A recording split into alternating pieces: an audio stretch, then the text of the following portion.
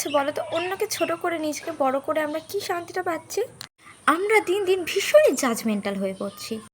অন্যের খুঁতগুলোকে আমরা বড় বড় করে পয়েন্ট আউট করছি এবং সেটা সকলের সামনে তুলে ধরছি।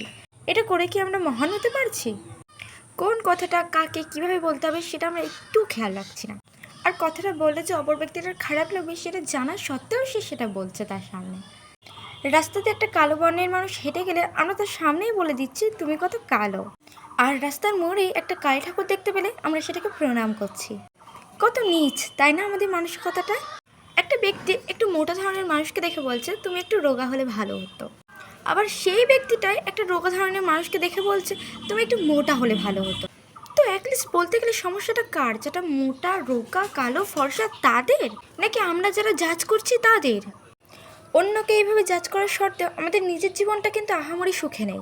তাও আমরা চোখের সামনে ২-৫টা লোককে দেখলেও তাদেরকে জাজ করতে শুরু করে দিচ্ছি। বাহ! একটু মনে রাখা ভালো যে ভগবান কিন্তু আমাদের পুরোপুরিভাবে নিখুঁত বানায়নি।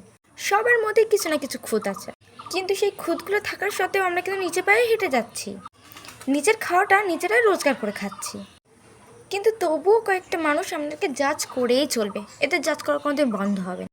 তাই অবশেষে এটাই বলবো, মানুষ আছে পরনিন্দা পরচর্চা করার জন্যে। তুমি তোমার জীবনে এগিয়ে যাও।